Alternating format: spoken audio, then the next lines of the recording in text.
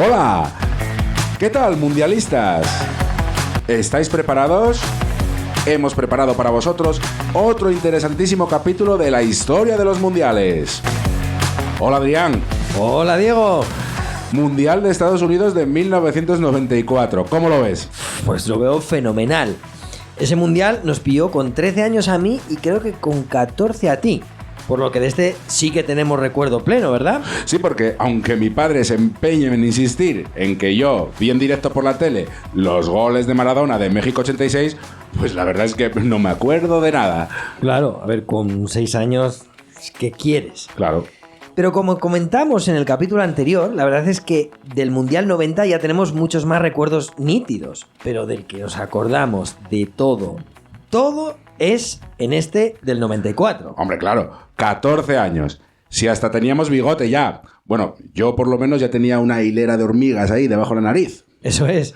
Es el verano en el que pasamos del colegio al instituto, de la EGB a BU. ¡Qué mayores somos ya! Bueno, es lo que hay. Oye, ¿a quién tiene que llevar Clemente a la selección? ¿A Carlos o a Juan L? Sí, es verdad. En Asturias, esa era la comidilla del día a día previa a la convocatoria para el Mundial. Aunque me imagino que en el resto de España lo de Carlos y Juan L pasó más bien desapercibido.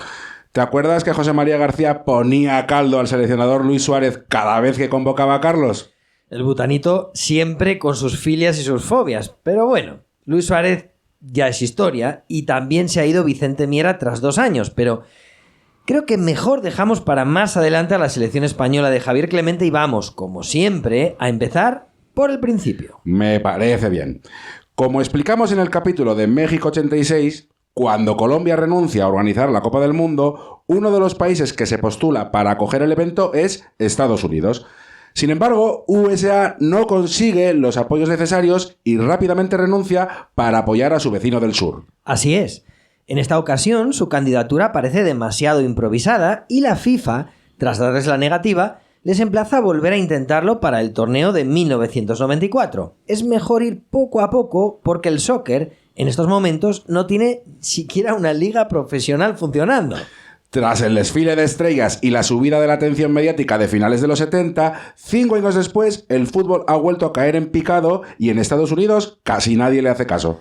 Así que se ponen manos a la obra y organizan un plan que incluye presentar en su mundial una selección en condiciones. Como vimos en el capítulo anterior, este plan va dando poco a poco sus frutos, ya que consiguen, después de 40 años de ausencia, clasificarse para el Mundial de Italia. Sí, eso es sin duda un logro valorable, pero su actuación deja mucho que desear, ya que pierden todos los partidos y quedan últimos de su grupo.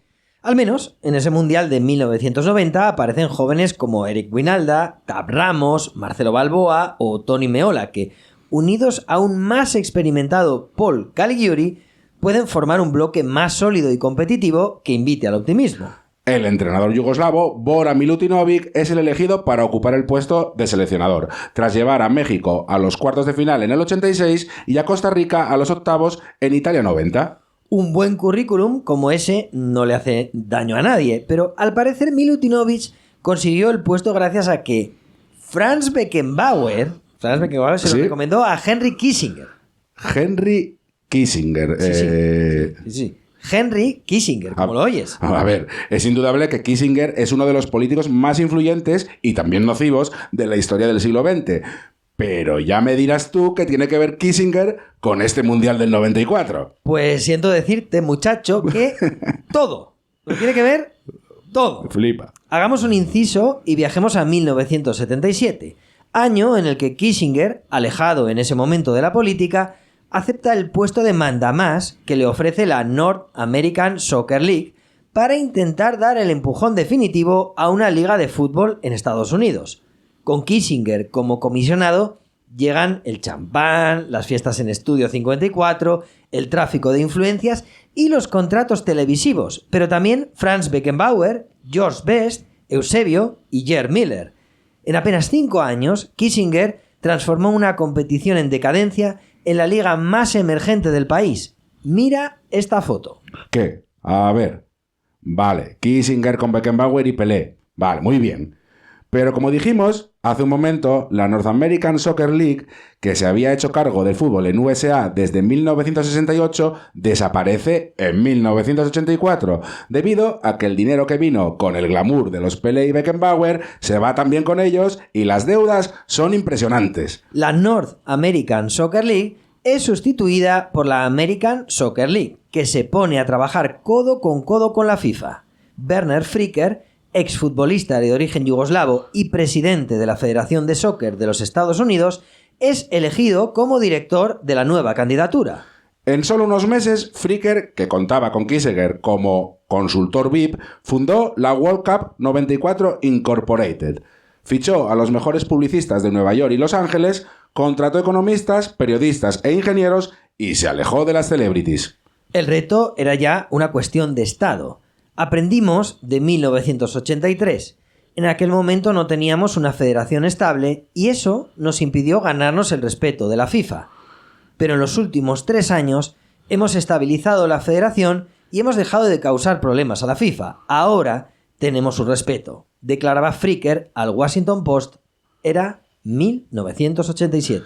Henry Kissinger regresaría a la escena futbolística ese mismo verano con un golpe de efecto, marca de la casa, que inmediatamente llevaría a Estados Unidos a ocupar la posición de favorito en la carrera hacia el Mundial. A petición de Fricker y a través de los cientos de contactos acumulados durante décadas de intrigas palaciegas, diplomacia, espionaje y propaganda, Kissinger logra sentar en el despacho oval de la Casa Blanca a Ronald Reagan y João Havelange, el temido y todopoderoso brasileño, al frente de la FIFA. Un año después, Estados Unidos es designado como organizador del Campeonato del Mundo de 1994. A partir de ese momento, la FIFA apoya la candidatura yanqui, pero gran parte de la comunidad internacional está en contra de llevar el evento más importante del fútbol a un país en el que no se practicaba masivamente. Marruecos, Brasil y Chile presentan también su candidatura y, de hecho, son los marroquíes los que mueven bien sus piezas y están a punto de que el continente africano organice su primer mundial. Pero finalmente, el 4 de julio de 1988, Estados Unidos sale elegida con 10 votos a favor. Con 7 se queda Marruecos, 2 para Brasil y ninguno para Chile, que se había retirado previamente. ¿Tú crees que es probable que los delegados de la FIFA recibieran algún regalito por parte de los States? Me imagino que sí, hombre. Yo creo que alguna Coca-Cola se tomaron del gratis, ¿no? Alguna Coca-Colina, ¿eh? Alguna Coca-Cola, dice el amigo. Bueno, avancemos. Vamos con el clasificatorio.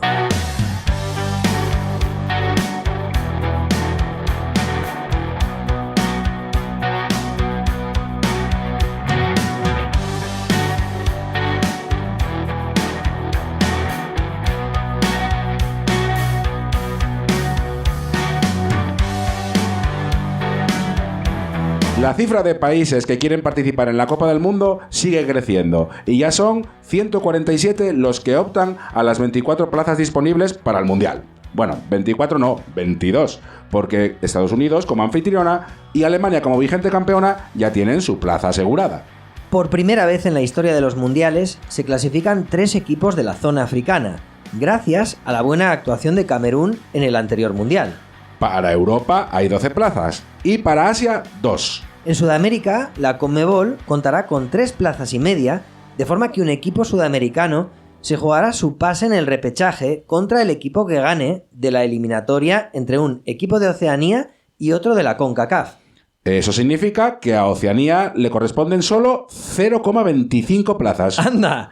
Pero si antes tenían media plaza, le han quitado 0,25. Eso es que no se han portado bien. Efectivamente. Lo que significa ese 0,25 es que el ganador de Oceanía tendrá que jugar primero una eliminatoria contra el peor clasificado de Norteamérica y después, si logra pasar, le esperará otra eliminatoria más contra el peor clasificado en Sudamérica. Madre mía, pues sí que se han portado mal. El presidente de Australia no se reunió con João Havelange, parece. Ya. Y nos queda la zona CONCACAF, que tiene 1,25, de forma que la selección que gane se clasificará directamente, mientras que la que quede segunda tendrá que superar 2 eliminatorias contra el ganador de la zona de Oceanía y, si gana, afrontar otra eliminatoria contra el peor clasificado de la Conmebol. Bueno, a ver, es un poco lío, pero yo creo que se va a acabar entendiendo bien. Vámonos a Oceanía. Esta vez sin Israel ni China Taipei. Son 6 las selecciones que participan y se dividen en los siguientes 2 grupos. Australia, Tahití y las Islas Salomón en el grupo A y Nueva Zelanda, Fiji y Vanuatu en el B. En el grupo A, Australia logra el pleno de victorias con 13 goles a favor y solo 3 en contra, mientras que en el grupo B se clasifica invicta Nueva Zelanda, cediendo solo un empate en Fiji. Las 2 favoritas, Australia y Nueva Zelanda, se enfrentan a doble eliminatoria imponiéndose los australianos a domicilio por 0-1 y en casa por 3-0. Australia tiene varios futbolistas que juegan en Europa en ligas potentes y serán un hueso duro de roer en la repesca. Pero sigamos con la clasificación de la zona de Caribe, Centroamérica y Norteamérica. En la zona CONCACAF son 23 las selecciones que se presentan. La que quede primera se clasifica directamente y la segunda tendrá que superar 2 repescas para poder ir a Estados Unidos. Tras 3 rondas preliminares, son 4 las selecciones que llegan a la liguilla final. Canadá, México, Honduras y El Salvador. Los ratones verdes mexicanos hacen un amago de seguir ejerciendo de ratones, perdiendo en la primera jornada por 2-1 en El Salvador, poniendo los pelos de punta a toda su hinchada. Pero tras este traspiés cogen la pisonadora y ganan con solvencia los 5 partidos siguientes con Lucho Flores, García Aspe, Luis García y Hugo Sánchez de referentes. México consigue la primera plaza con claridad y estará en el Mundial. Para el segundo puesto tampoco hay demasiada historia, ya que Canadá con 7 puntos supera de forma holgada a El Salvador con 4 y a Honduras con 3. Tenemos, por tanto, rivales para el primer enfrentamiento de la repesca. Canadá será el rival de Australia. Pues vamos con esa eliminatoria.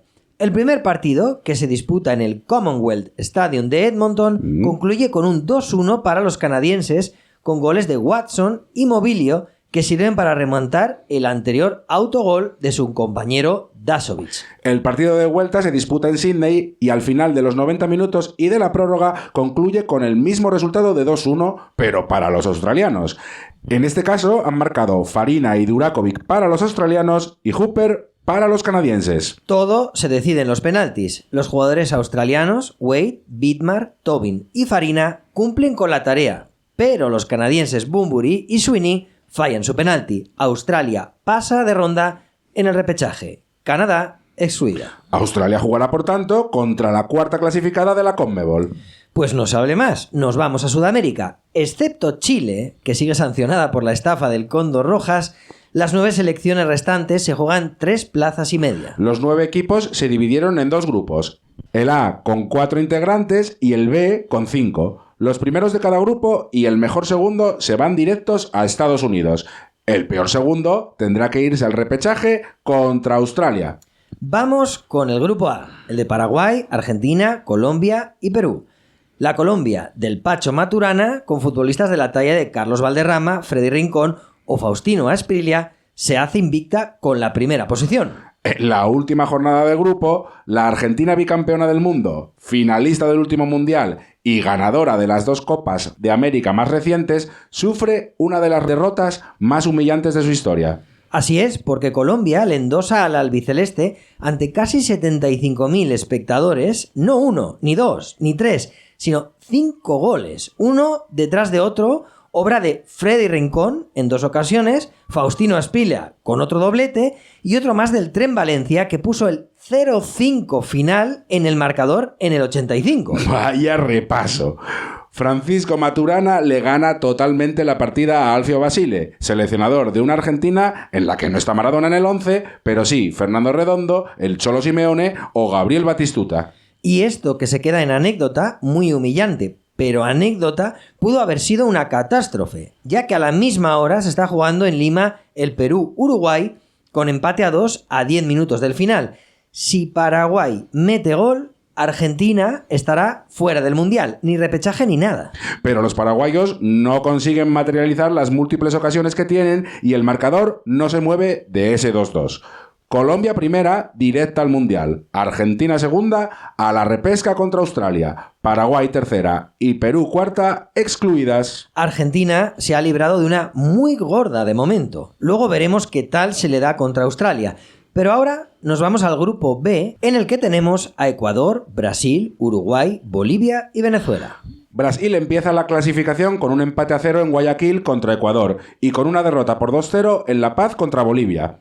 Sí, y no te creas que Brasil se presentó a ambos partidos con equipos de circunstancias. No. Ahí estaban Tafarel, Marcio Santos, Branco, Mauro Silva, Raí y Bebeto, entre otros.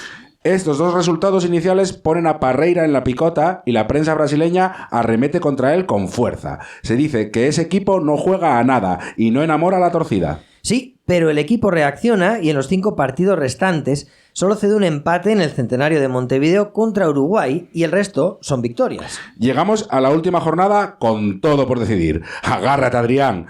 Brasil, Uruguay y Bolivia empatados los 3 a 10 puntos. Bolivia juega en Guayaquil contra Ecuador, que no se juega nada. Bolivia va ganando en la segunda parte gracias a un gol de Ramallo, pero Noriega empata en el 72 y establece el 1-1 definitivo. No es mal resultado para los bolivianos, ya que tienen mucho mejor golaveraje que Uruguay, y además los uruguayos tienen la difícil papeleta de enfrentarse en el Maracaná ante una Brasil que necesita ganar para ser primera. Bueno, no sería la primera vez que Uruguay le da un disgusto a Brasil en el Maracaná. Sí, lo sé. El partido es muy igualado y el marcador, a falta de 20 minutos para el final, es de 0-0, pero en el 72 la coge Bebeto, llega a línea de fondo y le mete un pase perfecto a la cabeza de Romario, que remata hacia abajo haciendo inútil el esfuerzo del portero uruguayo. Y poco después, en el 81, Mauro Silva, como un verdadero tractor, roba una pelota en el medio del campo y le mete un pase adelantado a Romario que establece el 2-0 definitivo. Este partido se disputa en septiembre de 1993. Que es cuando Romario aterriza en la Liga Española como un tifón, marcando goles de todos los colores, pero sobre todo de vaselina, ¿te acuerdas? Claro que me acuerdo. Esa temporada de Romario, previa al Mundial en el Barcelona, aunque acaba de forma dolorosa en Atenas, es estratosférica. En ese momento Romario es probablemente el mejor delantero del mundo, pero eso debe refrendarlo en la Copa del Mundo. De momento, su selección Brasil estará en el Mundial, junto con una sorprendente Bolivia que se clasifica directamente, y Uruguay, Ecuador y Venezuela quedan excluidas. Bien, pues vamos con esa interesantísima repesca entre Australia y Argentina. Partido de ida en Australia, en el Sydney Football Stadium, ante 44.000 espectadores. ¿Está Maradona entre los 22 jugadores que saltan al campo? Pues sí que está. El Pelusa, nuevo jugador de Newell's Old Boys, solo hace 3 semanas que ha vuelto al fútbol tras meses de ausencia después de su periplo sevillista. El seleccionador Alfio Basile, tras 2 Copas de América conseguidas sin Maradona, no tenía pensado jugar la carta del genio del fútbol mundial. Pero tras caer al repechaje no ha tenido más remedio que dar un volantazo y en los nuevos planes Maradona aparece de nuevo como piedra angular del proyecto. El rendimiento de Maradona es una completa incógnita, pero no dudo que el barrilete cósmico pondrá todo de su parte para ponerse en forma y ofrecer su mejor versión en Estados Unidos. Sí, se va a poner en forma en manos del preparador físico Daniel Cerrini, que lo tiene todo controlado. Sí. Todo controlado, dice. Una buena caraja es lo que tiene Cerrini, pero bueno, ya lo veremos más adelante. De momento, y volviendo al partido, el jugador de la Roma, Abel Balbo, adelanta a los argentinos de un cabezazo tras pase perfecto de Maradona a los 37 minutos. Argentina entera estalla a pesar de que son las 6 de la mañana. El genio del fútbol mundial está de vuelta. Sí, pero solo 6 minutos después, Aurelio Vidmar pone el empate en un marcador que ya no se moverá. Lo habíamos avisado. Australia ha evolucionado mucho en los últimos años y será un hueso duro de roer. La resolución de todo este quilombo queda para el partido de vuelta, que se disputa en el Monumental de Buenos Aires 2 semanas después y se soluciona con un gol increíble en la segunda parte. Cabalgada de Fernando Redondo que supera adversarios a la altura del medio del campo y se la cede a Perico Pérez, que habilita para Batistuta. El delantero argentino es obligado a conducir hacia afuera. Llega casi a línea de fondo y lanza un centro al área que golpea en un defensor australiano y el balón describe una parábola increíble. Cae, llovida del cielo, supera por arriba a los defensores y portero australianos, bota en la línea de gol y se introduce en la portería. Increíble. Ya te digo, es que es increíble. Argentina, con lo justo, se clasifica para el Mundial con este gol, que nadie se cree que haya entrado. Después volveremos con Argentina, pero ahora es momento de seguir con el clasificatorio, que todavía nos falta por resolver las plazas de Asia, de África y de Europa.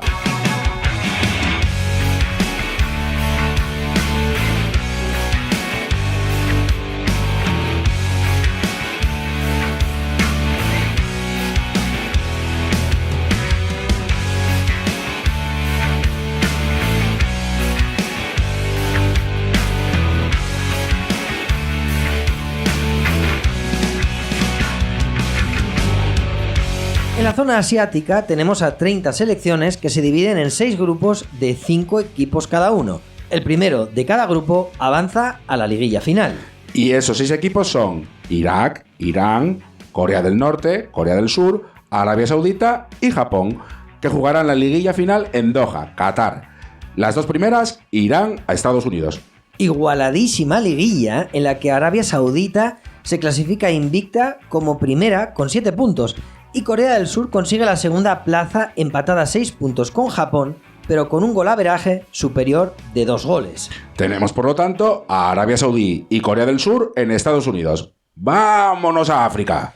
En África hay 36 selecciones que optan a 3 plazas para participar en la Copa del Mundo.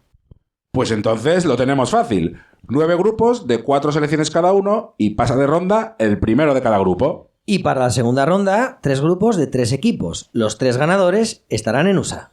Perfecto, pues vamos a por la ronda final. 27 selecciones han quedado excluidas, solo quedan 9. El grupo A, el de Costa de Marfil, Argelia y Nigeria, se soluciona por golaveraje a favor de los nigerianos. En ese equipo nigeriano juegan ilustres conocidos como George Finidi, Daniel Amokachi, Mutio Adepoyu y sobre todo el portero Wilfred Agbognabare y su máximo goleador Rashid Yekini. ¡Qué míticos! Pues Nigeria al Mundial, Costa de Marfil y Argelia excluidos. Sigamos con el grupo B, en el que están Zambia, Marruecos y Senegal. En el último partido se juegan la plaza Marruecos y Zambia en el estadio Mohamed V de Casablanca ante casi 90.000 espectadores. Quien gane estará en el Mundial. Y es Marruecos quien consigue la victoria con un gol de Abdeslam Lagrisi en el minuto 62 a pase de Mohamed Hadji, que luego jugaría en el Deportivo de La Coruña. Marruecos estará en Estados Unidos, Zambia y Senegal excluidas. Muy bien, pues finalizamos el repaso al clasificatorio africano con el tercer y último grupo, que es el C, y que tiene como integrantes a Guinea, Zimbabue y Camerún. Y son los cameruneses, flamantes cuartofinalistas del Mundial anterior, los que, a pesar de ceder una derrota en Guinea, se clasifican sin demasiados problemas para la Copa del Mundo con François Oman Billik de estrella del equipo. ¿Y Roger Milla? Roger Milla tiene 42 años, no creo que esté para muchos trotes. Ya, pues yo que tú no lo descartaría. Vale. Como anécdota, señalar que Oman Billik fue el segundo entrenador de Javier Clemente cuando el técnico de Baracaldo ocupó el puesto de seleccionador de Camerún. Un fracaso ese periplo camerunés de Clemente, que no logró clasificar a los Leones Indomables para la Copa de África de 2012. Pero centrémonos en el Mundial del 94. Nigeria, Marruecos y Camerún estarán en los States. Todas las demás excluidas. Pues nos vamos a Europa. 12 plazas para 37 selecciones. Rusia reemplaza a la desaparecida Unión Soviética. Yugoslavia está suspendida por la Guerra de los Balcanes. Y tras la disolución de Checoslovaquia en enero de 1993, la selección de ese país sigue compitiendo como una sola nación bajo el nombre de Equipo de Checos y Eslovacos. 5 grupos de 6 selecciones y 1 de 7. Se clasifican para el Mundial los 2 primeros de cada grupo. En el grupo 1, 3 equipos. Portugal, Suiza e Italia se juegan las 2 plazas que dan acceso al Mundial. La Italia de los Baresi, Costa Curta, Donadoni, Dino Baggio, Roberto Baggio y demás consigue la primera plaza tras superar en el Giuseppe Meazza a la Portugal de Rui Costa y Futre, con un gol de Dino Baggio en el 83. Los portugueses se quedan de nuevo fuera del Mundial, ya que ni siquiera son capaces de obtener el segundo puesto, que es para Suiza, que solo pierde un partido en toda la clasificación, aunque precisamente fue en Oporto contra Portugal. Más lejos se han quedado Escocia, Malta y Estonia, que junto a Portugal están todos excluidos. Sigamos con el grupo 2. En el que Holanda, Inglaterra y Noruega se juegan las 2 plazas. Los noruegos parecen tener menos opciones, pues ante Holanda e Inglaterra, ¿no? Pero sorprendentemente, Sí, señor. Noruega se clasifica primera tras sacar sendos empates en Londres y Rotterdam y ganar sus 2 partidos en Oslo a los holandeses primero por 2-1 y a los ingleses después por 2-0. Solo queda una plaza que se la van a jugar holandeses e ingleses. Uno de los dos se va a quedar fuera. En el partido de ida en Wembley, los ingleses se ponen por delante con goles de David Platt y John Barnes. Pero Bergkamp primero y Van Bossen de penalti en el 85 después establecen la igualada definitiva. Las cuentas no les salen a los ingleses, pero ayudaría mucho ganar en Rotterdam. Sí, pero ¿qué va? Koeman, de tremendo golazo de falta en el 63, pone la igualada. Misil de Koeman, marca de la casa, ¿no? Pues no, la verdad que no. Esta vez el balón está casi sobre la línea del área y el habitualmente cañonero holandés la toca con una sutileza exquisita y el balón se cuela por la escuadra de Krít Boots. Delicatessen del capitán holandés. Y 5 minutos después, Holanda le pone la puntilla a Inglaterra con un disparo desde fuera del área de Dennis Bergkamp que se traga un poco Chris Woods. Holanda acompañará a Noruega en Estados Unidos. Inglaterra junto a Polonia, Turquía y San Marino excluidas. Sigamos entonces con el grupo 3, que es el de España. La selección de Javier Clemente está tercera a falta de 2 jornadas, con Dinamarca e Irlanda por delante de la clasificación. España debe ganar primero en Dublín a Irlanda y ganar después a Dinamarca en el Pizjuán. En Dublín, la selección sale en tromba y se pone rápidamente por delante con un gol de Caminero y 2 de Julio Salinas. España realiza un partido muy serio y aunque Irlanda marca en el 72 por medio de Sheridan, nunca pasa apuros. Fíjate que ese partido lo recuerdo que fue por la tarde y lo escuché en clase metiéndome un casquito por la manga y disimulando mientras apoyaba la mano en la cabeza. ¡Qué creatividad! ¡Sí, señor! ¡Hombre! Pero sigamos, que España aún tiene que rematar la faena en Sevilla ante la Dinamarca de los hermanos Laudrup, que, no lo olvidemos, viene de ser la sorprendente ganadora de la Eurocopa de Suecia de 1992. Se trata de un partido cerrado y con muy pocas ocasiones, que se soluciona en el minuto 63 con el mítico gol de Fernando Hierro, que se eleva por encima de la Giralda y remata como un titán un centro de córner de Jon Andoni Goicoechea. Anda que no habremos visto un montón de veces ese gol. Pues sí, la verdad. Ese golazo de Hierro a Dinamarca clasifica a España como primera de grupo para el Mundial de Estados Unidos y le acompaña a Irlanda, que deja fuera a Dinamarca por golaveraje. Dinamarca gana la Eurocopa de 1992, pero no se clasifica para el Mundial del 94. Así es el fútbol. En efecto, España e Irlanda estarán en USA, Dinamarca, Irlanda del Norte, Lituania, Letonia y Albania excluidas. Pues sigamos con el grupo 4, en el que la Rumanía de Hagi, Popescu y compañía y la Bélgica de Sifo y Luc Nilis se hacen con la primera y la segunda plaza. Sí, aunque los belgas están a punto de cagarla en Bruselas ante esa selección de checos y eslovacos, ya que el partido termina con empate a 0, pero un gol de los checoslovacos le hubiera dejado fuera del Mundial. Ha dicho cagarla, ha dicho cagarla. Ni. En fin, como Bélgica finalmente no mete la pata, se clasifica para el Mundial junto a Rumanía. Los checoslovacos, Gales, Chipre e Islas Feroe excluidas. Última vez que un clásico de los mundiales como Checoslovaquia se nos presenta en ese formato. A partir de ahora tendremos por un lado Eslovaquia y por otro lado a la República Checa. Poborski. Eso es, mítico Poborski. Pero sigamos con el grupo 5, que probablemente sea el más flojo de los 6, a causa de la exclusión de Yugoslavia. Aún así, sigue siendo sorprendente que sea Grecia la primera clasificada, sin perder ni un solo partido por delante de la Rusia de Onopko y Nikiforov, que obtiene la segunda plaza con una sola derrota, precisamente en el Estadio Olímpico de Atenas. ¿No te olvidas de un jugador del Logroñés? ¿Del Logroñés? Ah, sí, claro. No lo digas. Espérate a luego. Vale. Bueno, tenemos en el Mundial a Grecia y a Rusia por un lado y a Islandia, Hungría y Luxemburgo excluidas. Bien, pues vamos con el grupo 6, que es el último que nos queda. Aquí tenemos liada gorda en el Parque de los Príncipes en la última jornada, ¿verdad?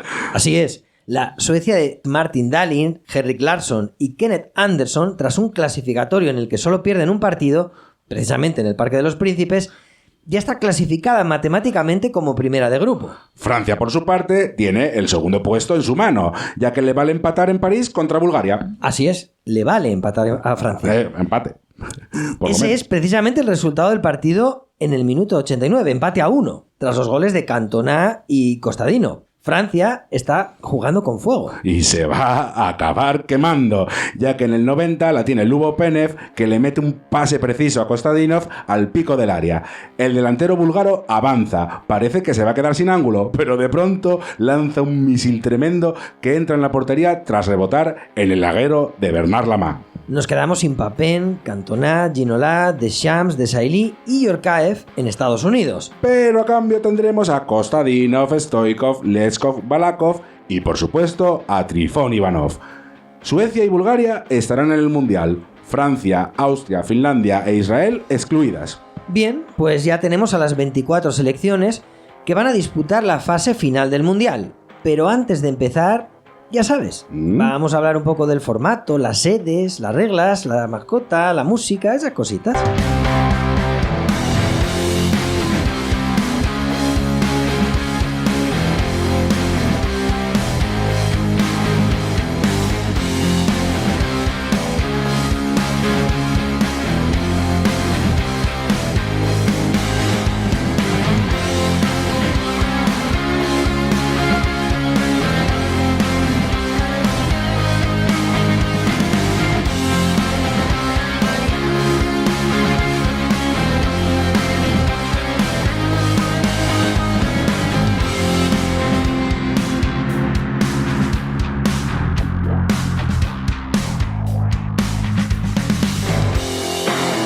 Comencemos por las sedes. Recordemos que en Estados Unidos no había en ese momento estadios especializados en la práctica del soccer.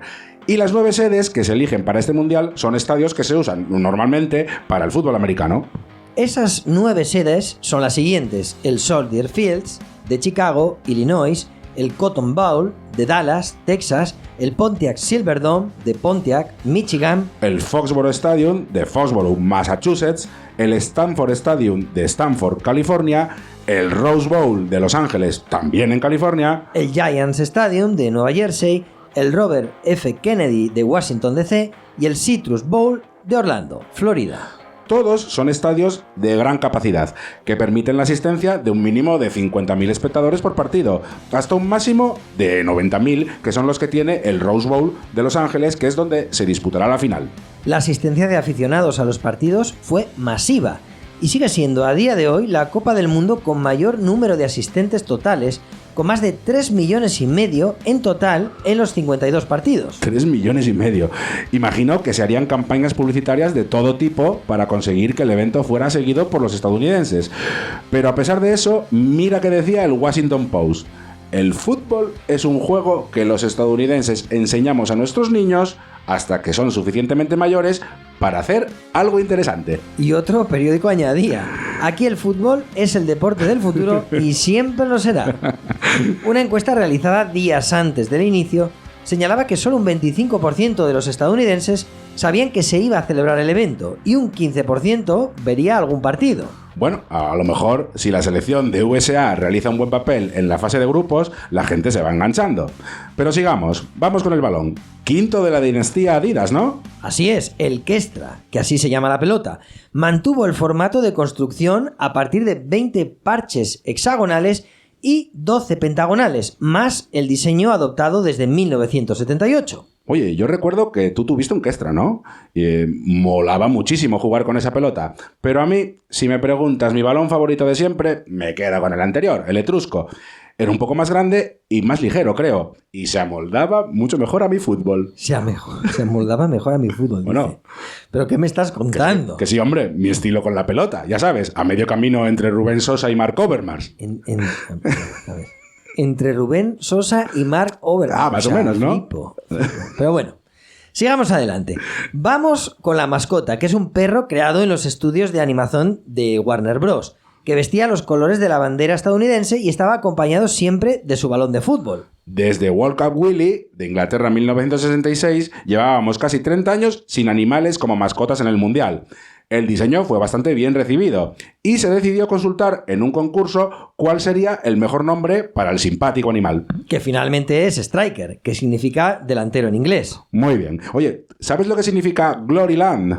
Sí, la canción del Mundial. Así es. El tema, que no está mal, se deja escuchar, lo compuso Daryl Hall, un cantante y compositor de soul and rhythm and blues de Pensilvania que tuvo varios éxitos en los 70. Robert Fripp, el líder de los King Crimson, pone la voz de Daryl Hall en un altar y créeme que Robert Fripp no es de regalar los oídos a nadie de forma gratuita. No, gran cantante Daryl Hall, sí señor. Pero venga, vamos con el formato, que es similar al de la pasada edición, ¿no? Sí, así es. 6 grupos de 4 equipos.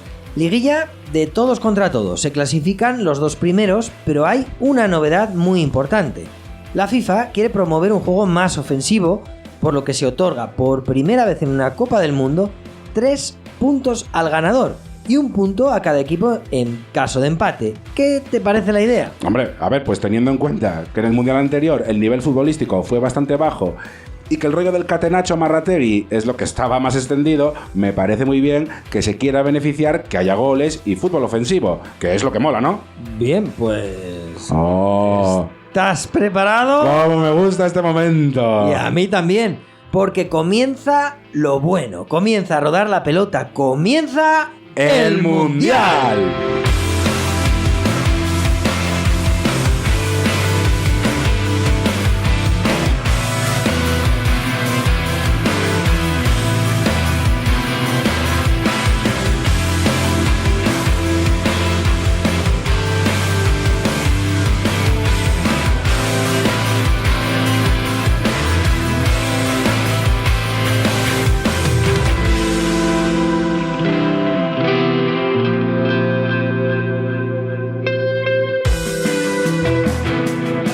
Sábado, 17 de junio de 1994. La Copa del Mundo empieza con 2 partidos del Grupo C.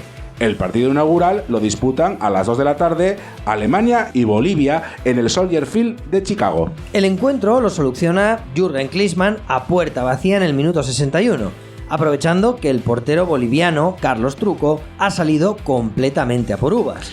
Y 2 horas y media después, la selección española se enfrenta a Corea del Sur en Dallas. Hay que ganar. Sí, y de hecho, a falta de 5 minutos para el final, el resultado es de 2-0 para España, con goles de Salinas a bocajarro, tras pase de Goicoechea y del propio Goicoechea de cabeza en plancha a pase de Caminero. Pero en esos últimos minutos, los coreanos meten el 2-1 tras un rebote en la barrera en una falta ejecutada al borde del área. Y el definitivo 2-2 tras defender mal una jugada en la que Jung Won-se fusila a Zubizarreta completamente solo. Sorprendente desenlace en un partido que estaba encarrilado y que obliga a la selección a sacar algo en su siguiente partido, nada más y nada menos que contra Alemania. Chicago, 21 de junio. 63.000 espectadores. Clemente sale con Zubizarreta, Ferrer, Hierro, Alcorta, Abelardo, Sergi, Guardiola, Caminero, Goicoechea, Luis Enrique y Salinas. Defensa de 5. Clemente no se corta. Ya lo conoces. A Clemente le da igual todo. En el hotel de concentración de la selección española, el clima es irrespirable por la guerra mediática entre José María García, defensor a ultranza del de Baracaldo, y José Ramón de la Morena, que no pierde oportunidad para descalificarle. Recuerdo pasármelo muy bien escuchando la radio en aquellos días. Pero volvamos al partido. España juega mucho mejor que Alemania durante el primer tiempo. Los de Sammer, Effenberg, Matthaus y Möller no pueden con una España ordenada y competitiva. Que se pone por delante con un gol de Goicoechea que pretende centrar al segundo palo desde la banda derecha. La pelota supera a Igner y se cuela en la portería cerca de la escuadra. 1-0 al descanso para España. Yo recuerdo estar flipando. Ir ganando en aquella época a Alemania era como encontrarte un marciano en la puerta de tu casa. Sí, pero dura poco la alegría, ya que nada más reanudarse el partido, centro de Hassler desde banda derecha, Klinsmann le gana la partida a Hierro y la mete para dentro de cabeza, estableciendo el 1-1 definitivo. Un Guardiola inmenso y un Klinsmann siempre peligroso son los dos mejores en un partido en el que España ha tenido mejores ocasiones, pero se tiene que conformar con un punto. Ese partido en el que España ha tratado de tú a tú a los vigentes campeones del mundo le sirve para crecer y afrontar con confianza su último partido de grupo contra Bolivia. Solo vale ganar. Seguimos en Chicago, 63.000 espectadores, otro lleno hasta la bandera, minuto 19, penalti a Felipe Miñambres tras un empujón dentro del área. Guardiola la mete para adentro por el medio, 1-0.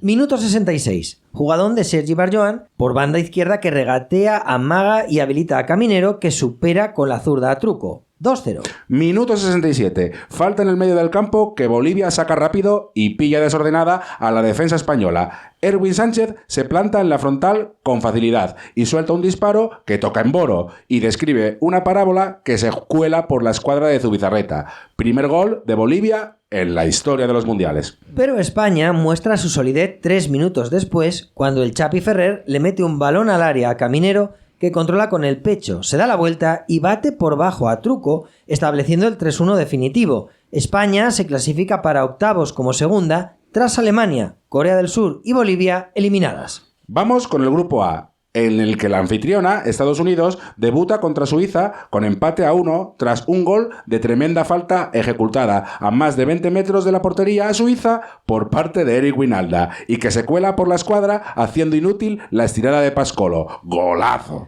En la segunda jornada, los Yankees juegan contra Colombia en el Rose Bowl de Los Ángeles. Estados Unidos da la sorpresa y gana por 2-1. La jugada por la que se recuerda mejor este partido sucede en el minuto 35, ya que Andrés Escobar tiene la mala fortuna de meter un gol en propia puerta. Esto sucedió un 22 de junio. 10 días después, el 2 de julio, Escobar es asesinado en Medellín tras una discusión. 120.000 personas acudieron a su funeral en Medellín. Tras varias semanas de investigación, se supo que su asesinato había tenido que ver con mafias dedicadas a las apuestas deportivas. Muchos recordamos con tristeza este episodio del Mundial y se nos olvida que Escobar era un jugador en alza, que venía de ser el jefe del Atlético Nacional, ganador de la Libertadores y que iba a ser nombrado capitán de Colombia por Maturana tras la retirada de Valderrama. Se dice incluso que estaba a un paso de firmar por el Milán de Fabio Capello para sustituir a Baresi. Pero continuemos. En este grupo es Rumanía la que se hace con el primer puesto, con Jika Hagi como capitán general de las victorias de su selección sobre Colombia por 1-3 y sobre Estados Unidos por 0-1. Sí, pero Suiza les pinta la cara con un 4-1 en Detroit, con goles de Suter, Chapuisat y Noob en 2 ocasiones.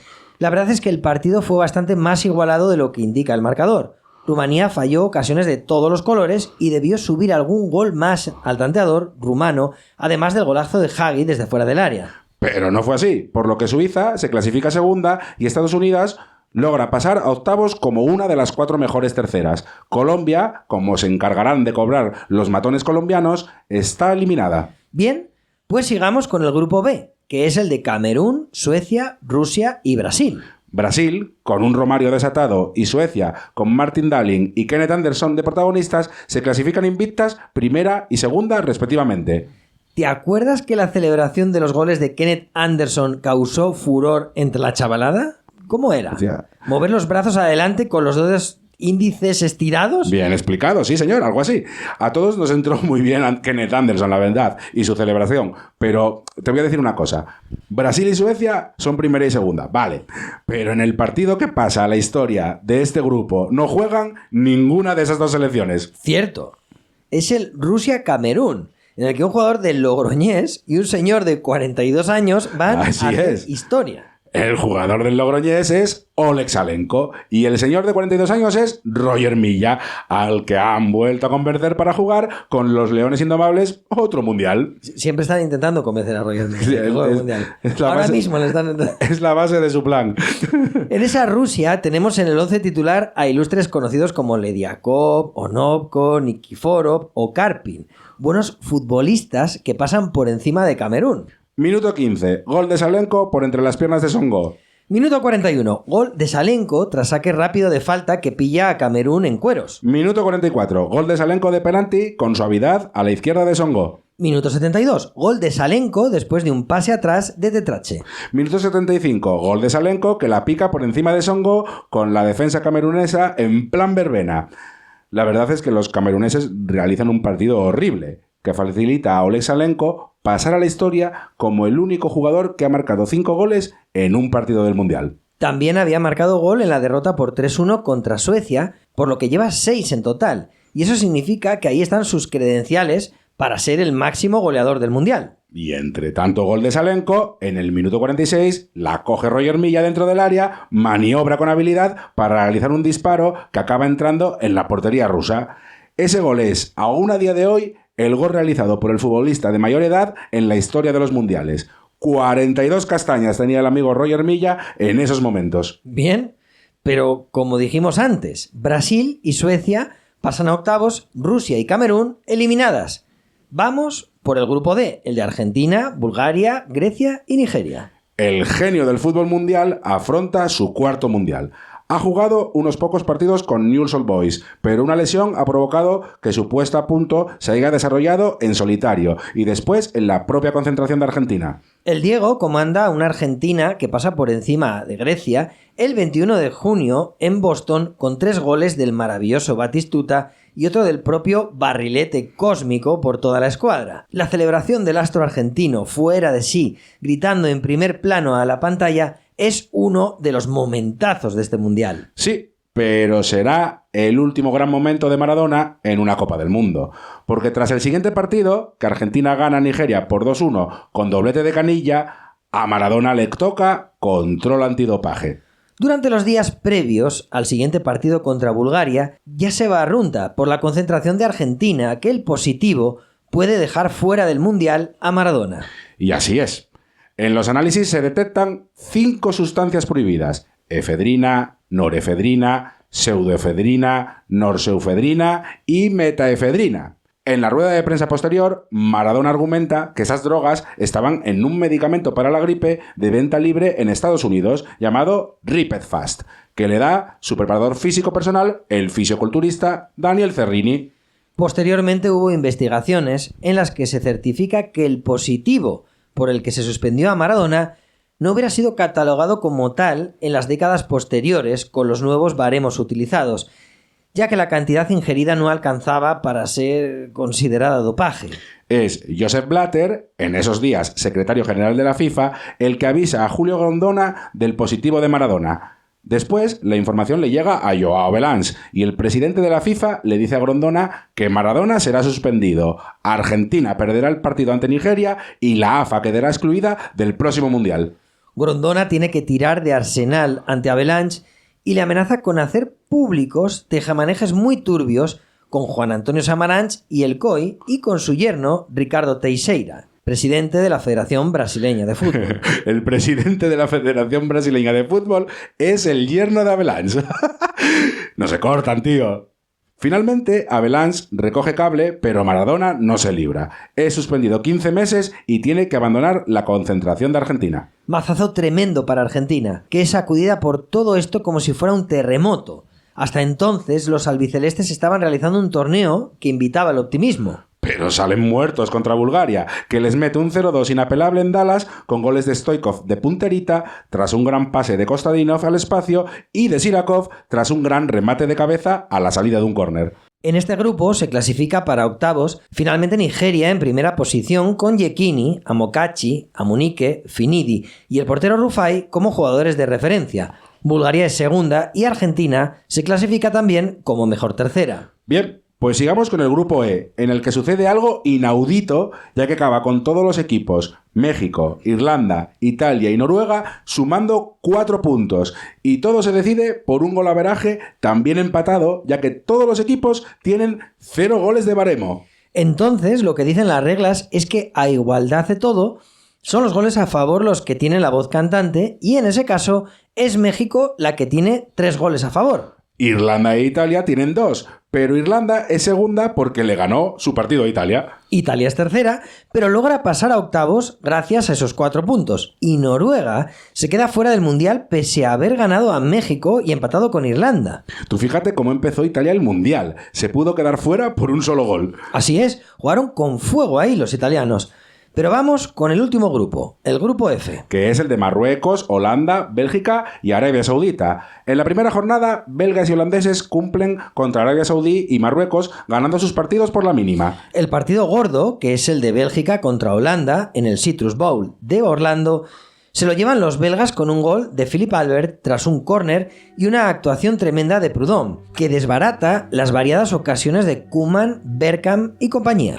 En la última jornada, Holanda necesita ganar para pasar octavos, pero se le enreda a su partido contra Marruecos, que ya está eliminada. Justo antes del descanso, picadita del maestro Bergkamp por encima del portero que establece el 0-1. Pero Holanda sale con una caraja tremenda en la segunda parte, y Marruecos lo aprovecha con una veloz internada de Hadji que habilita al mítico delantero del Mallorca, Hassan Nadir, que pone el empate en el marcador. Los holandeses, que a punto están de encajar otro gol, se recomponen poco a poco y en el 77, caracoleo de Bergkamp dentro del área. Se va con su casi habitual a línea de fondo y le mete un pase perfecto a Brian Roy que establece el 2-1 definitivo. Bélgica, ya clasificada matemáticamente, pierde su partido con Arabia Saudita y finalmente es tercera. Holanda se clasifica como primera y Arabia Saudita como segunda. Marruecos eliminada. Bien, pues ya hemos solucionado la fase de grupos. ¡Vámonos a los octavos!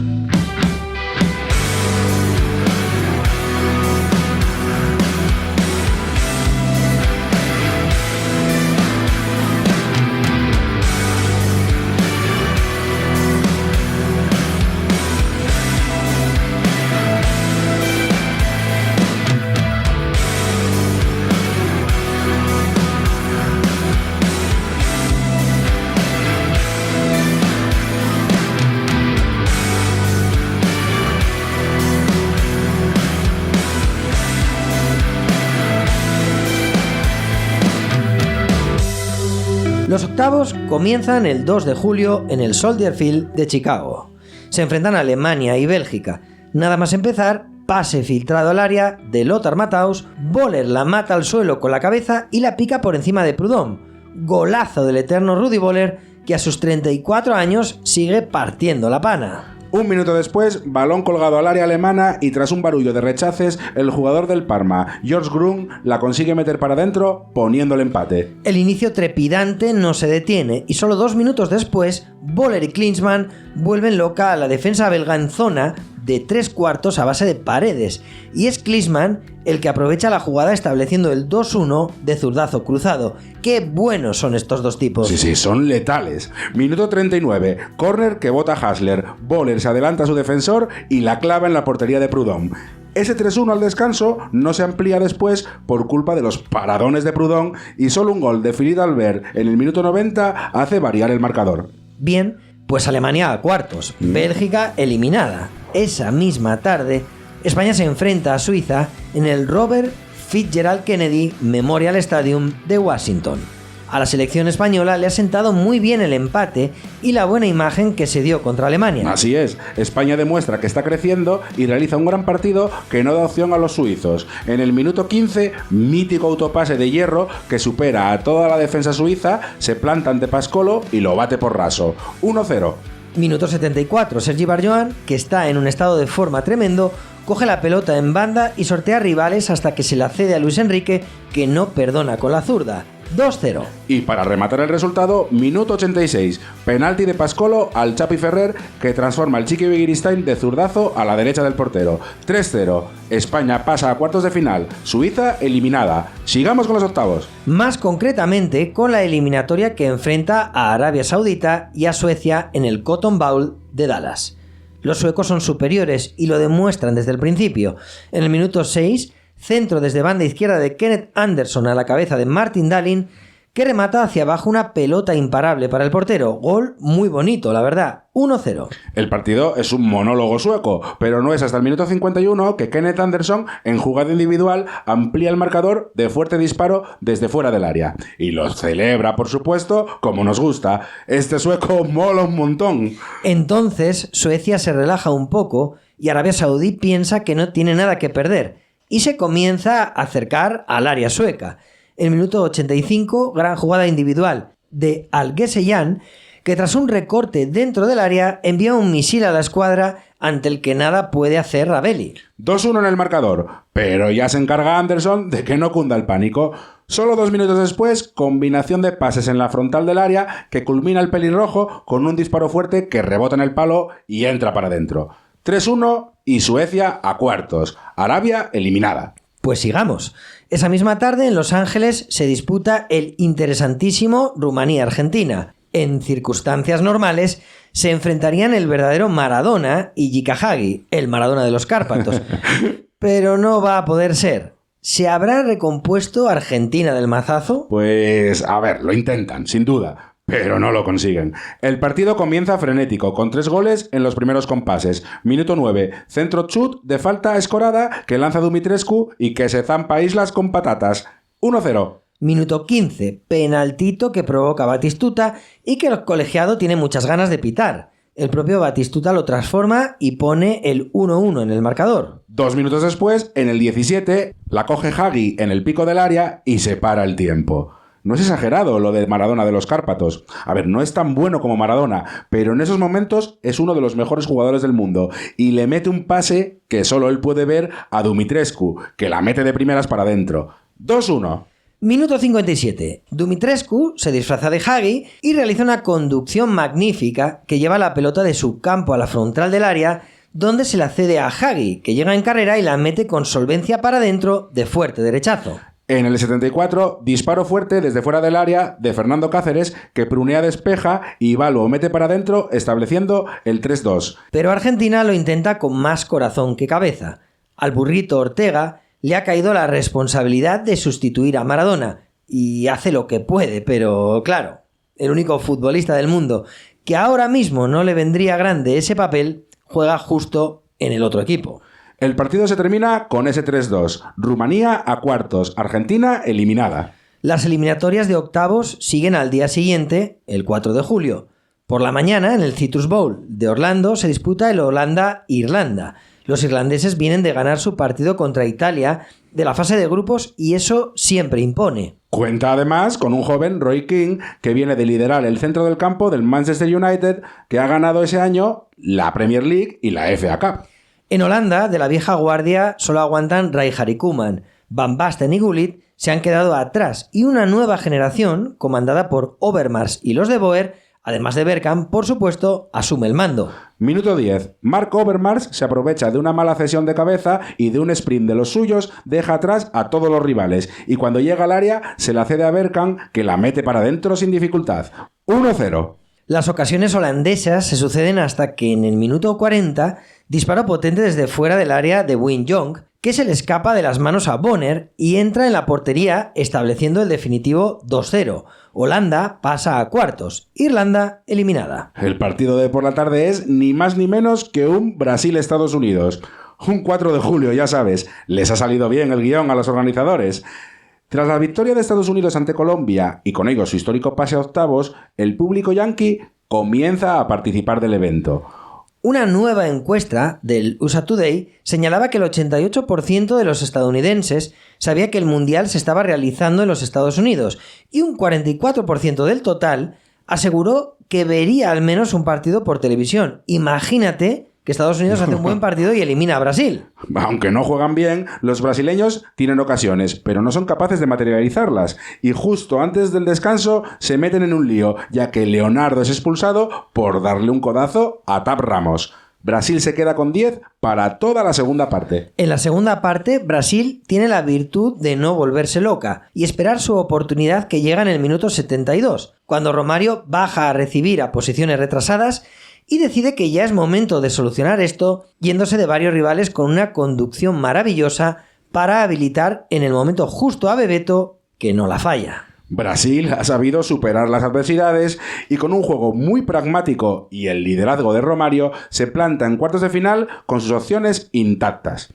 Pero sigamos, el siguiente partido se disputa en Boston entre Nigeria e Italia. Los de Arrigo Sacchi no están en su mejor momento y además se encuentran enfrente una selección muy dura que en el minuto 25 logra marcar a través de Amunike, que mete el gol tras un rechace en el área. El partido se le complica a Italia.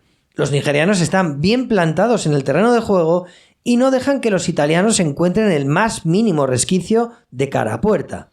Y así llegamos al minuto 88. Si Italia no marca, estará eliminada. Roberto Musi realiza una maniobra muy efectiva en el pico del área y cede para Roberto Baggio, que no perdona y lleva el partido a la prórroga. Y justo antes del intermedio de la prórroga, Baggio se la deja a Benarribo. Benarribo para Baggio con un globo y Agustine Eguabuen, que luego jugaría en el Orense, le hace penalti. Baggio tira el penal tan ajustado que da en el palo, pero se mete para adentro. Italia no acaba de despegar y le cuesta muchísimo sacar sus partidos adelante, pero se planta en cuartos de final. Bien, pues vamos con el último partido de octavos, un México-Bulgaria, ni más ni menos. El partido comienza ágil por parte de ambos equipos. En el minuto 6, Típico gol de Stoichkov de pura potencia, ya que recibe al espacio un pase perfecto de Jordanov, conduce en carrera con apenas 2 toques y cuando llega a las inmediaciones de Jorge Campos lo bate por arriba de fuerte zurdazo.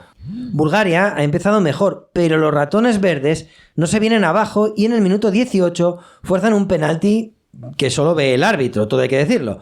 Buen embarque a los búlgaros, que reciben el empate por parte de García Aspe, al que no le tiembla la pierna y engaña a Mijailov. Justo después, en el minuto 20, se produce la jugada curiosa del partido. Tras un potentísimo disparo de Claudio Suárez, el poste interno de la portería búlgara está doblado y la red se ha enredado de tal manera que es imposible continuar el partido sin reparar el daño. En un pispás, mientras jugadores y árbitro evalúan la situación, aparecen unos trabajadores del estadio con una portería de repuesto a cuestas. Es que es increíble. En cuestión de minutos y ante la mirada atónita de los más de 70.000 espectadores, se retira la portería dañada y se coloca una nueva en su lugar. Eficacia Yankee en el Giants Stadium de New Jersey. USA, USA. Está rota la portería, se pone otra nueva y a funcionar. Oye, ¿esa es la portería donde se van a lanzar los penaltis? Espera. Vale. Déjame comentar antes que el calor es asfixiante y además ambos equipos acaban extenuados y con un jugador menos por las expulsiones de Kremenliev y Luis García. Pero sí, esa es la portería en la que se lanzan los penaltis. García Aspe la tira fuera y Mijailov detiene los disparos defectuosos de Bernal y Rodríguez. Jorge Campos, por su parte, le hace un paradón tremendo a Balakov en el primer disparo búlgaro, pero no puede hacer nada con los de Genchev y Borimirov. Claudio Suárez da un poco de oxígeno a los mexicanos y marca engañando a Mijailov para variar. Pero si Leskov marca el siguiente penalti, Bulgaria será equipo de cuartos. El jugador del Hamburgo la pone casi en la escuadra izquierda, inalcanzable para Campos. Ni siquiera ha hecho falta que Stoichkov tirara al quinto. Bulgaria pasa a cuartos de final. Los ratones verdes eliminados. Bien, pues ya hemos acabado con los octavos. Vamos a por los cuartos.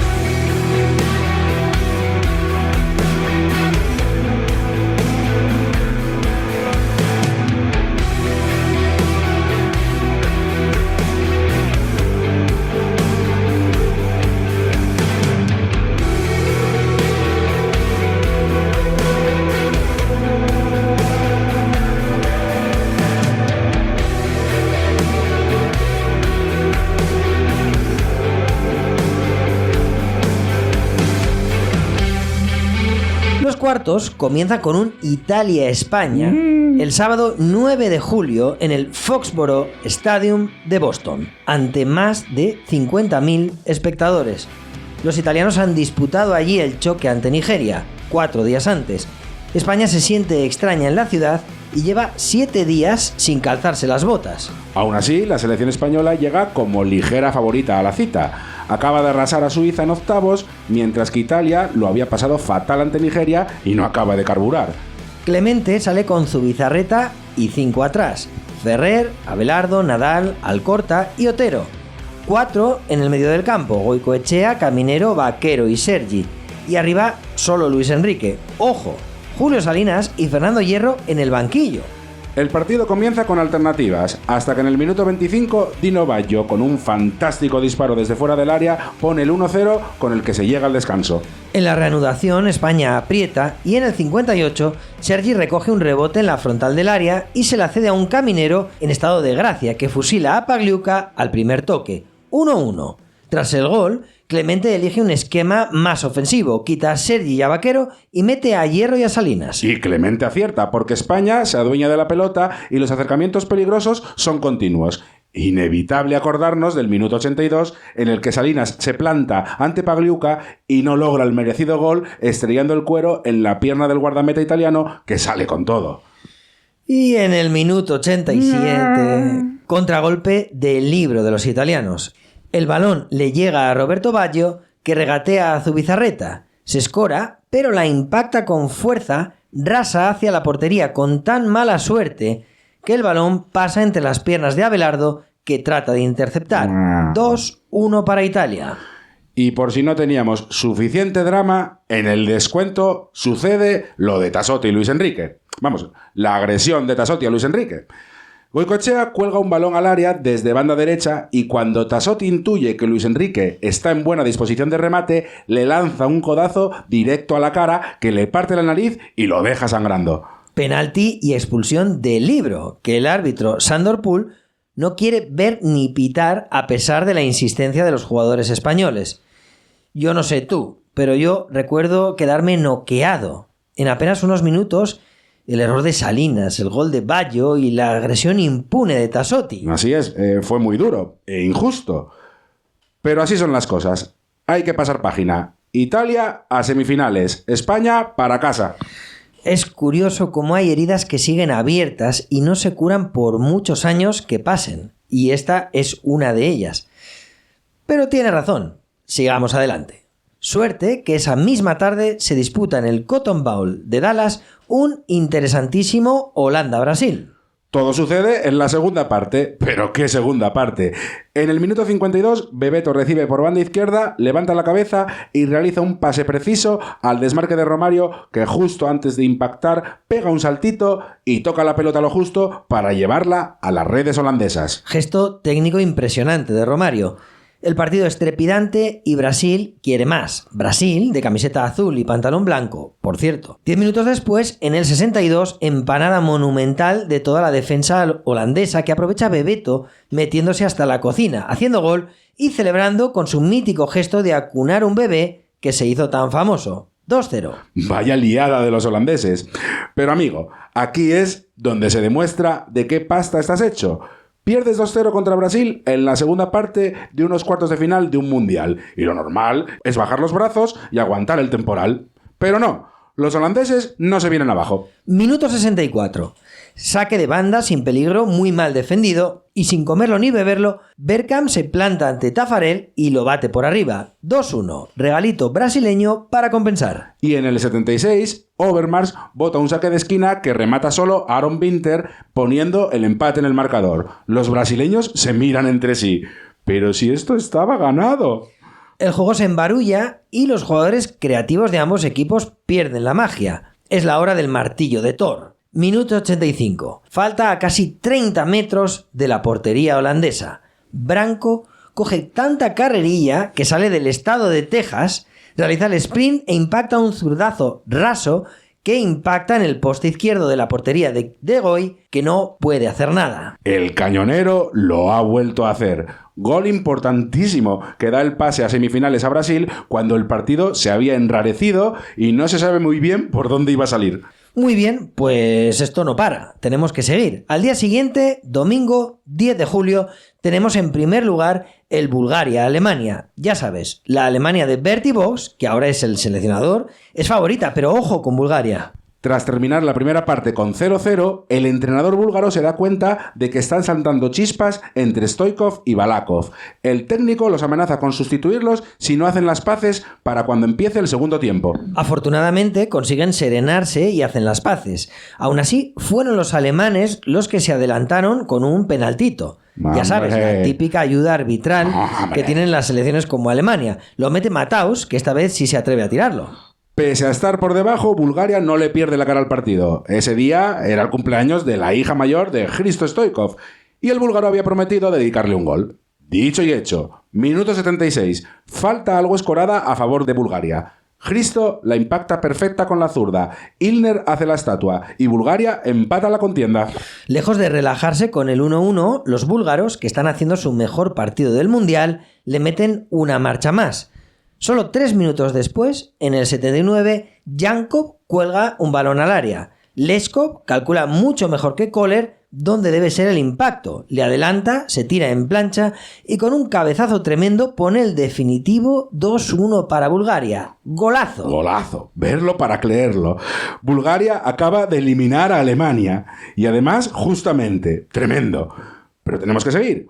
Justo después, en el Stanford Stadium de San Francisco, tenemos un apasionante duelo entre dos de las sensaciones de este mundial, Rumanía y Suecia. Sí, pero ambas selecciones se muestran demasiado respeto y el partido no cobra vida hasta los últimos minutos. De primeras tenemos la falta. Hombre. No me digas que no. Si te dicen, dime una falta molona con dosis de estrategia y luego golazo, es que esta es la que todos diríamos. Hombre, que es totalmente cierto. En el minuto 78 falta a Martin Dahlin en la frontal del área. Brolin se incrusta en la barrera. Hakan Mill va a ejecutarla y parece que la va a colgar. Pero no. Brolin sale disparado de la barrera, Mill se la pasa por un lado y el rubio barilete la eleva por encima de Prunea. Y todos con la boca abierta. ¡Qué obra de arte inolvidable! Sí, pero el partido continúa. Y en el 88, falta que ejecuta Hagi, no le pega bien y rebota en la barrera. Pero con tan buena suerte para los rumanos que el balón le queda a placer a Radio Choiu, que fusila a Ravelli 1-1. Nos vamos a la prórroga. 2 faltas y de nuevo los dos extremos del fútbol. Por un lado, una maravilla estratégica y por otro, un churro poco estético. Pero los 2 goles valen lo mismo. Pues en la prórroga, el gol de Rumanía viene otra vez de una falta y de las piernas de Hagi, que la filtra para Dumitrescu. Y lo que parece un corte del defensa sueco se convierte en un pase otra vez para Radio Choiu, que supera a Ravelli de un fuerte de rechazo. Y cuando todo parece inclinado para que sean los rumanos los que celebran la victoria, la diosa Fortuna pega otro volantazo y a 4 minutos del final, balón colgado al área. Prunea sale a por uvas y Kenneth Anderson hace de cabeza el gol de la igualada. Habrá penaltis. Empieza Suecia y Mild lo tira fuera. A partir de ahí, tanto los rumanos con Radio Choiu, Hagi y Lupescu y los suecos con Anderson, Brolin e Ingesson transforman todos los penaltis. Turno para Dan Petrescu y la para Ravelli. Y a partir de ahí, Nilsson para adentro, Dumitrescu para adentro, Larsson para adentro y le llega el turno a Velodivici. Algo me dice que lo va a fallar. Pues si lo falla, Rumanía eliminada. Y en efecto, lo falla. Ravelli le adivina perfectamente la intención al rumano y mete a Suecia en las semifinales de un mundial 36 años después. Tremendos cuartos de final hemos vivido, Adrián. Espero que las semifinales sigan por esta misma línea. Ojalá. Nos vamos a las semifinales.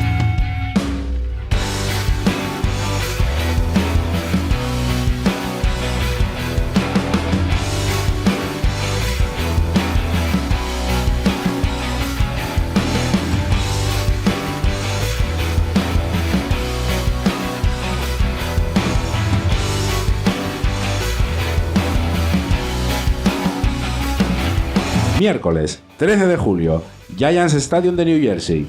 Primera semifinal, Italia-Bulgaria, 75.000 espectadores.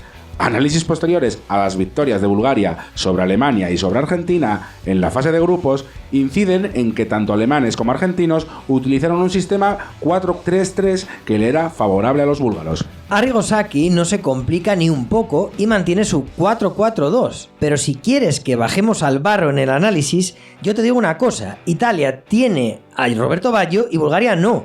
Lo mismo que Italia tuvo a Roberto Baggio y España no. Ya, sí, no te falta razón, porque en el minuto 20, jugada individual de Roberto Baggio que regatea en la frontal del área a 2 jugadores búlgaros y ajusta con precisión la pelota al palo izquierdo, haciendo inútil la estirada de Mijailov. 1-0. Italia ha salido en tromba y vive sus mejores minutos del Mundial, cosa que se refrenda en el minuto 25 con un pase descomunal de Albertini por encima de la defensa búlgara para el desmarque de Roberto Baggio, que perfora la red de Mijailov de fuerte derechazo cruzado. 2-0. Los búlgaros no saben ni por dónde se andan, pero ya conoces a Italia. Con 2-0 a abrigarse cerca de su portero. Así es. Pero, ¿dónde está Stoichkov? ¿Tú lo has visto? Nadie lo ha visto. La primera noticia que tenemos del futuro Balón de Oro es justo antes del descanso, cuando el árbitro señala penalti a favor de Bulgaria tras una entrada sobre Sirakov. No es el mejor día para el número 8, pero se muestra seguro al lanzar la pena máxima y acorta distancias para Bulgaria justo antes del descanso. Y en la segunda parte, bueno, tú sabes esa sensación de que podrían jugarse 200 minutos, 2000 minutos, los que fueran, que Bulgaria no marcaría gol. Pues así es. Bulgaria no encuentra ni cómo, ni cuándo, ni dónde hacer daño a los italianos. Y así pasan los minutos, hasta que llega el final del partido. Ya tenemos la primera finalista, que será la Italia de Arrigo Sacchi y sobre todo de Roberto Baggio. Bien, pues nos vamos en busca del otro finalista al Rose Bowl de Los Ángeles, donde se enfrentan Suecia y Brasil ante más de 90.000 espectadores.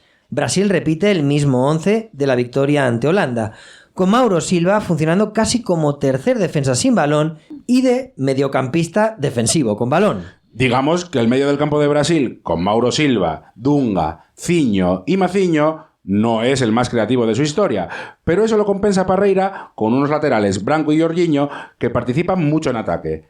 Brasil no está para florituras. Efectivamente, ya lo comentamos en el capítulo anterior, se acabó el juego bonito. Brasil no llega a una final de la Copa del Mundo desde hace 24 años. Toca competir. Durante la primera parte funciona la conexión Branco-Romario en varias ocasiones. Pero la mejor tiene lugar en el minuto 25. El lateral izquierdo, con otro de sus precisos pases, encuentra a Romario en la frontal del área. El número 11 supera a 3 suecos, deriva a Drabelli y dispara. Patrick Anderson despeja el balón sobre la línea de gol y Maciño falla el rechace. Esa era muy clara. Muy clara. El gol no llega y la ansiedad se apodera de Brasil.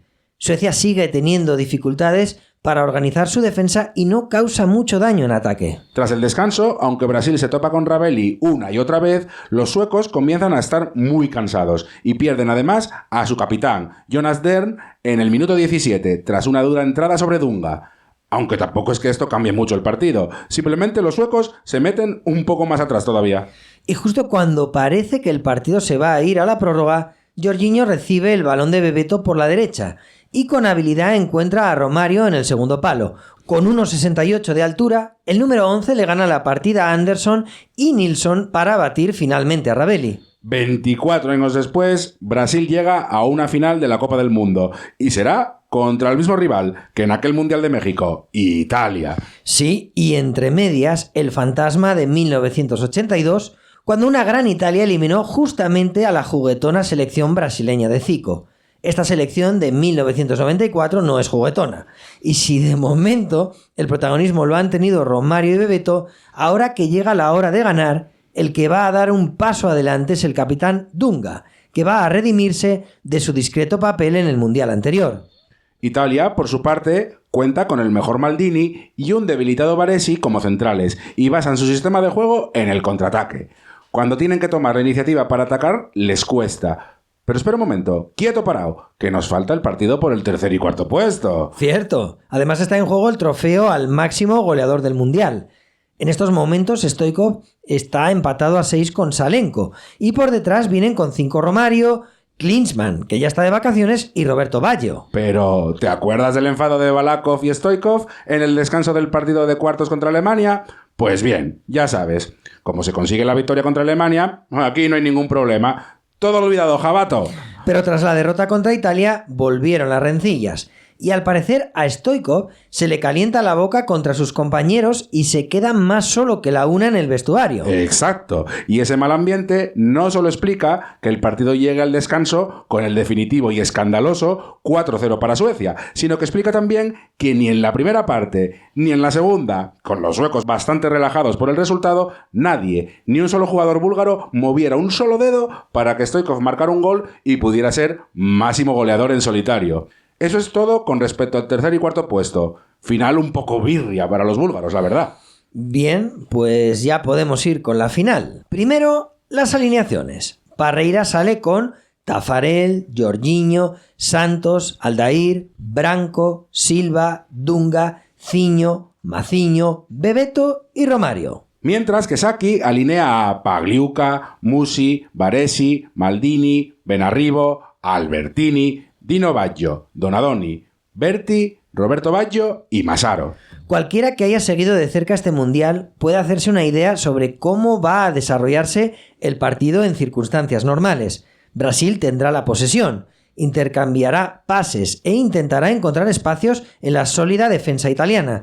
Y los europeos buscarán contraataques rápidos y balones largos para que Massaro se asocie con Roberto Baggio. Pues bien, Eso fue exactamente lo que sucedió. Así es. Los italianos realizan marcajes en zona, son agresivos y cuentan con un cuarteto defensivo muy bien coordinado, prácticamente pegado a sus centrocampistas. La solución que propone Brasil es la de tener paciencia, alternar el juego y explotar las bandas con pases filtrados. Dunga es el jefe de todo esto. Elige bien sus jugadas, es preciso en sus pases e implacable en su presión tras pérdida. Es el mejor jugador sobre el campo y antes de los 20 minutos ya ha creado 2 jugadas de peligro. Primero asiste a Romario con un centro desde la derecha. El cabezazo de Romario es atajado por un excelente Pagliuca. Y luego roba el balón, Romario lanza el contraataque y le mete un pase filtrado a Bebeto que dispara fuera. Italia responde con Massaro recibiendo un pase directo de Baresi y aprovechando un raro error de Mauro Silva antes de obligar a Taffarel a una buena atajada.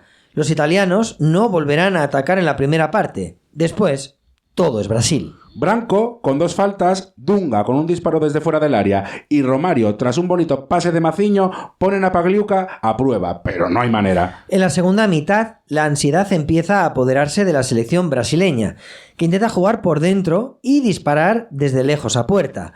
En uno de esos tiros lejanos, Mauro Silva lanza un potente disparo. Pagliuca comete un error y el balón da en el poste derecho, pero no entra. Inmediatamente después, ese poste recibe un beso de agradecimiento. Ni qué decir tiene. Hombre, el partido avanza. Los brasileños no consiguen que su dominio se vea reflejado en el marcador y poco a poco comienzan a aparecer las primeras grietas. Donadoni es la principal salida por la derecha. Aprovechando el cansancio de Branco, crea 2 buenas oportunidades. En una de ellas, Roberto Baggio dispara con peligro y en la otra, Taffarel logra detener el cuero. La prórroga es inevitable. Con ambos equipos exhaustos bajo el abrasador sol californiano, el partido finalmente se abre. Italia crea 3 ocasiones de peligro en los 30 minutos de la prórroga. En la mejor de ellas, Roberto Baggio intercambia pases con Massaro y dispara muy suave. Taffarel detiene sin problemas. Brasil es un poco más incisiva. Romario y Bebeto fallan ocasiones claras para sentenciar el partido. Cafú y Viola, que han entrado desde el banquillo, también están cerca de marcar, pero no hay tiempo para más. Nos toca la ineludible cita con los penaltis. Baresi y Marcio Santos comienzan la serie fallando sus tiros. Albertini, Evani, Romario y Branco sí que transforman los suyos. Taffarel se convierte en héroe al atajar el disparo de Massaro. Y Dunga adelanta a Brasil en el siguiente penalti. El penalti decisivo lo ejecuta el astro Roberto Baggio, que envía el balón desviado por arriba. Brasil es campeona del mundo, tetracampeona del mundo. 24 años después, recupera el trono del fútbol mundial. Todos los detractores del juego que ha desplegado la selección brasileña lo tienen que reconocer. Ha merecido la pena renunciar al juego bonito. Es una pena, pero es así. Mira qué jugadorazos forman el 11 ideal del torneo. Prudhomme, Jorginho, Dunga, Marcio Santos, Maldini, Stoichkov, Brolin, Balakov, Hagi, Romario y Roberto Baggio. Bueno, y podría estar alguno más, como Bergkamp, o por ejemplo, o Juan L. Juan L, dice. Es verdad, al final, ¿qué pasó? ¿A quién llevó Clemente al Mundial? ¿A Carlos o a Juan L? A Juan L. Único jugador de campo que no disputó ni un solo minuto en el torneo.